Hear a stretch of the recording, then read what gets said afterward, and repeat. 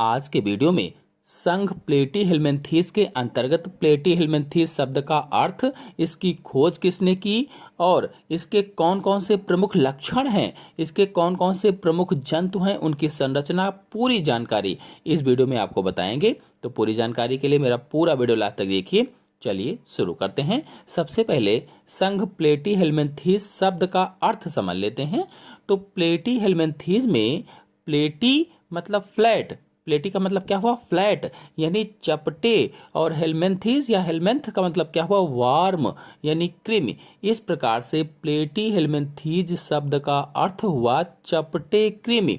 कुल मिलाकर कहने का मतलब ये हुआ कि इस संघ में चपटे कृमि या फीते नुमा जंतु पाए जाते हैं जो मुख्यतः परजीवी होते हैं। इस संघ की स्थापना गेगन बार ने की थी। चलिए अब इस संघ के कुछ प्रमुख लक्षणों को समझ लेते हैं। तो पहला लक्षण है, इस संघ के जंतुओं का शरीर फीते की तरह चपटा होता है। जैसा कि मैंने अभी शाब्दिक अर्थ में आप लोगों को बताया था कि इसमें फ्लैट वार्म पाए जाते हैं, अर्थात चपटे कृमि पाए जाते हैं। तो चपटे मतलब फीते जैसे।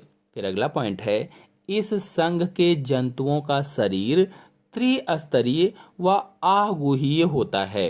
त्रिस्तरीय व आगुहीय यानी प्लेटीहेल्मिन्थी जो जंतु होते हैं, इन जंतुओं की जो बॉडी होती है वो बॉडी ट्रिप्लोब्लास्टिक होती है, ट्रिप्लोब्लास्टिक, और एसिलोमेट होती है, एसिलोमेट। तो ऐसे जंतु जिनका शरीर 3 स्तरों का बना होता है उसे ही त्रिस्तरीय कहा जाता है। यानी 3 जननिक स्तरों से मिलकर जो बनते हैं, 3 जननिक स्तर कौन से, एक्टोडर्म, मीसोडर्म, एंडोडर्म, इनसे मिलकर जो जंतु बनते हैं उन्हें ही ट्रिप्लोब्लास्टिक अथवा त्रिस्तरीय कहा जाता है।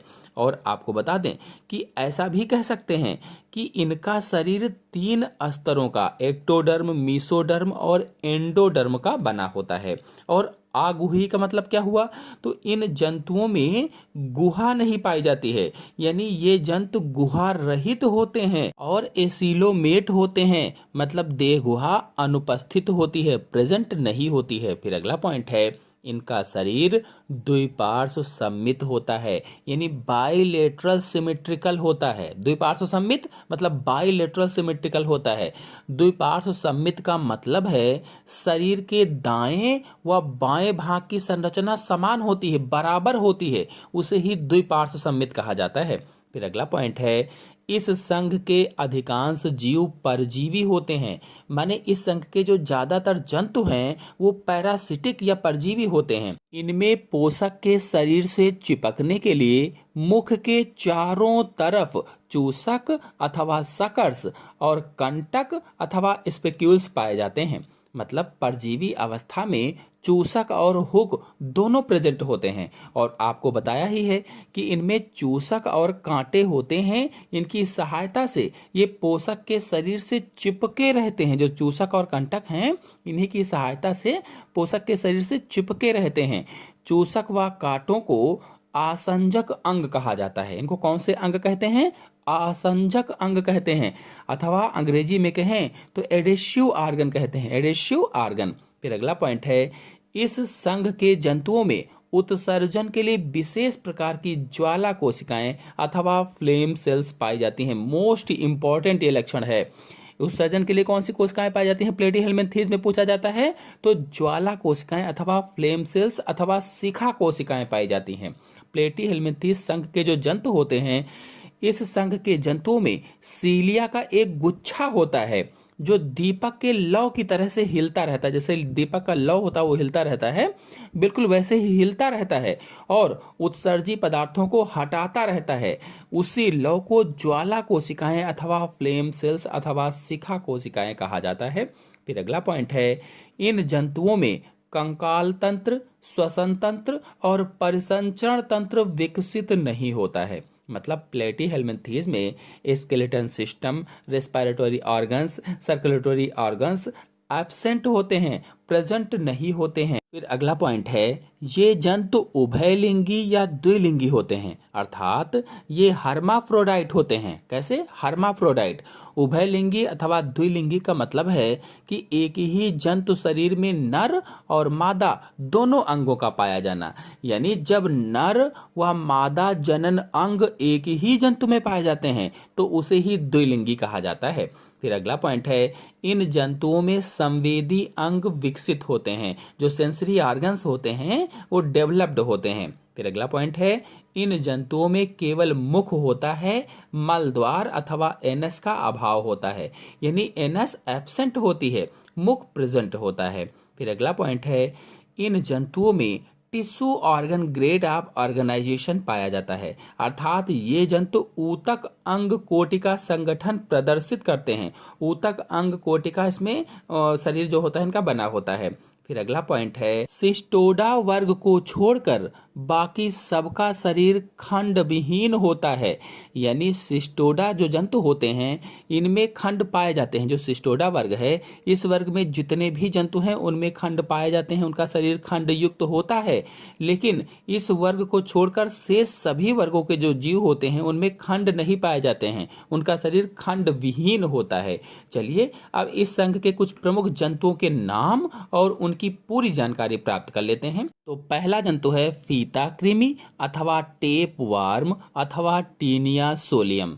दूसरा है लीवर फ्लूक अथवा फैसियोला अथवा यकृत कृमि। अगला प्लेनेरिया। अगला सिस्टोसोमा अथवा इसे ब्लड फ्लूक भी कहा जाता है, और इकाइनोकोकस आदि जंतु हैं। तो इन सभी जंतुओं की संरचना और इनके बारे में सब कुछ पूरा जानने से पहले प्लेटीहेल्मिन्थीज का वर्गीकरण बता देते हैं, अर्थात क्लासिफिकेशन ऑफ प्लेटीहेल्मिन्थीज के बारे में समझ लेते हैं। तो संघ प्लेटीहेल्मिन्थीज को मुख्य रूप से 3 वर्गों में बांटा गया है।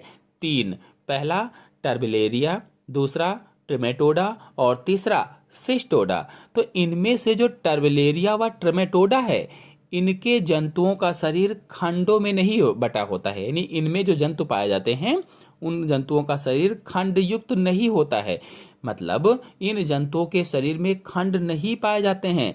जैसे टर्बिलेरिया में अगर देखा जाए तो प्लेनेरिया जंतु आता है, ट्रेमेटोडा में देखा जाए तो फैसियोला आता है, इनमें खंड नहीं पाए जाते हैं। जबकि जो सिस्टोडा है, सिस्टोडा के जंतुओं के शरीर में खंड पाए जाते हैं, जैसे जो टीनिया सोलियम है इसमें खंड पाए जाते हैं।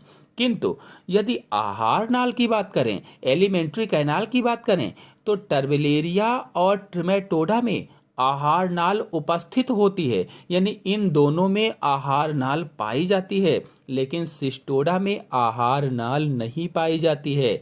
चलिए अब इस संघ के कुछ प्रमुख जंतुओं की संरचना और उनके बारे में पूरी जानकारी जल्दी से प्राप्त कर लेते हैं। पहला जंतु है लीवर फ्लूक। जो लीवर फ्लूक है इसे फैसियोला भी कहा जाता है, लीवर फ्लूक को फैसियोला भी कहते हैं। आपको बता दें यह परजीवी जो होता है ये सुअर, बकरी, घोड़ा, कुत्ता, गाय, भेड़, खरगोश, हाथी, बंदर तथा मनुष्य के यकृत व पित्त वाहिनियों में पाया जाता है। ये जितने जानवर मैंने बताए हैं, एनिमल बताए हैं, इन जानवरों में, इन एनिमल्स में और मनुष्य में भी यकृत व पित्त वाहिनियों में उपस्थित होता है या पाया जाता है। मतलब यह परजीवी कृमि है। पहली बात तो परजीवी कृमि है। कहाँ कहाँ पाया जाता है? भेड़, बकरी, सुअर, गाय और कभी कभी मनुष्य के यकृत की पित्त जो वाहिनियां होती हैं उसमें पाया जाता है। और किसी पोषक में इनकी अगर संख्या की बात की जाए तो किसी पोषक में इनकी संख्या 200 तक हो सकती है, यानी ये जिन जैसे भेड़ है, बकरी है, तो इनमें इनकी संख्या लगभग पे 200 तक हो सकती है। और इनका शरीर चपटा होता है, अंडाकार होता है, जैसा कि आपको चित्र में दिख भी रहा है, चपटा अंडाकार, वह जैसे पत्ती बनी होती है, पत्ती के समान होता है, पत्ती जैसे होता है। और इसके मुख द्वार के चारों ओर एक चूसक होता है। जो इसका मुख द्वार है उस मुख द्वार के चारों तरफ एक चूसक होता है। कहने का मतलब यह है कि इनका शरीर चपटा, अंडाकार, पत्ती के समान कोमल और अगर देखा जाए तो 1.8 सेंटीमीटर से 3 सेंटीमीटर तक लंबा होता है लगभग में। अगला सिरा है थोड़ा सा नुकीला होता है और उसी पर मुख होता है, मुख के चारों तरफ चूसक होता है। और इसी में आपको बता दें कि जो चूसक है इससे थोड़ा पीछे शरीर के अधर तल पर एक बड़ा चूसक है या अधर चूसक होता है, चाहे बड़ा चूसक कहो चाहे अधर चूसक कहो, क्योंकि अधर तल पर है इसलिए अधर चूसक भी कहा जाता है। और इसी चूसक से ये पोषक से चिपकता है, जो अधर चूसक होता है इसी चूसक के द्वारा ये पोषक से चिपक जाता है और इसके कारण लीवर रॉट, रक्तचाप, रक्तपलता, अतिसार नामक भयंकर रोग हो जाते हैं, यानी इतने सारे रोग फैलाता है। फिर अगला है फीता कृमि अथवा टीनिया सोलियम। तो जो फीता कृमि है अथवा टेप वार्म है अथवा टीनिया सोलियम है, ये आंत्र का परजीवी होता है, मनुष्य की आंत में रहता है और एक रोगजनक परजीवी है, यानी रोगों को जन्म देता है। रोगजनक का क्या मतलब हुआ? रोगों को जन्म देता है। और यह सुअर का मांस खाने वाले मनुष्यों की आंतों में पाया जाता है। ऐसे मनुष्य जो सुअर का मांस खाते हैं उनमें अधिकतर पाया जाता है।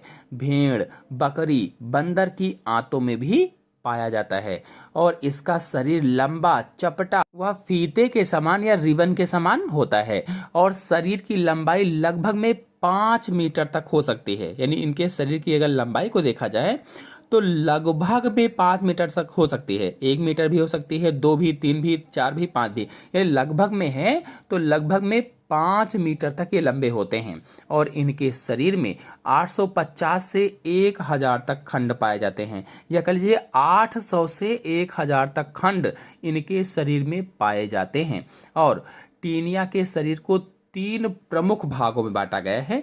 पहला भाग है सिर या स्कॉलेक्स, दूसरा है नेक या गर्दन और तीसरा है देह खंड अथवा स्ट्रोबिला, देह खंड या स्ट्रोबिला। आपको बता दें जो स्कॉलेक्स है, स्कॉलेक्स पर 4 चूसक तथा हुक की 2 पंक्तियां होती हैं, 2 लाइनें होती हैं। और टीनिया मनुष्य की आंत में घाव करता है जिससे आंतों में दर्द होता है, जी मितलाता है और इनीमिया या रक्तपलता नामक रोग हो जाता है। फिर अगला जंतु है प्लेनेरिया। तो देखिए यह स्वतंत्र जीवी चपटा कृमि है। जो प्लेनेरिया है ये स्वतंत्र जीवी कृमि होता है जो मीठे जल के तालाबों, नहरों व अन्य जलाशयों में पाया जाता है। स्वतंत्र जीवी चपटा कृमि है, मीठे जल के जलाशयों में पाया जाता है। इसका शरीर लंबा, चपटा व गहरे भूरे या काले रंग का होता है। शरीर कैसा? लंबा, चपटा, पत्ती के समान, गहरे भूरे रंग का या काले रंग का होता है। यदि इसके कई टुकड़े कर दिए जाएं, कई टुकड़ों में इसको काट दिया जाए तो हर एक टुकड़ा एक वयस्क प्लेनेरिया बन जाता है। अगर कई टुकड़े किए जाएं तो इनमें रीजनरेशन की क्षमता होती है। जब कई टुकड़े काटे गए और वो बार बार करके फिर पूरे जंतु बन जा रहे हैं, इसका मतलब रीजनरेशन अधिक पाया जाता है। और इनका शरीर 1.5 सेंटीमीटर से लंबा, यानी 1.5 सेंटीमीटर तक लंबा इनका शरीर होता है। और अगला जो तिकोना भाग है वो सिर कहलाता है। अगला तिकोना भाग सिर कहलाता है और सिर के दोनों तरफ या दोनों ओर ऑरिकल नामक उभार होते हैं। यदि किसी दुर्घटना में इनके शरीर में खंड खंड हो जाते हैं, तो मैंने बताया अगर खंड हो गए हैं तो हर एक खंड नया प्लेनेरिया बन जाता है, प्लेनेरिया में वृद्धि कर जाता है और इसमें लैंगिक प्रजनन पाया जाता है। तो आशा है आप लोगों को वीडियो पसंद आया होगा। वीडियो पसंद आया हो तो लाइक और शेयर कीजिए। चैनल पर नए हैं तो चैनल को सब्सक्राइब कर लीजिए। धन्यवाद।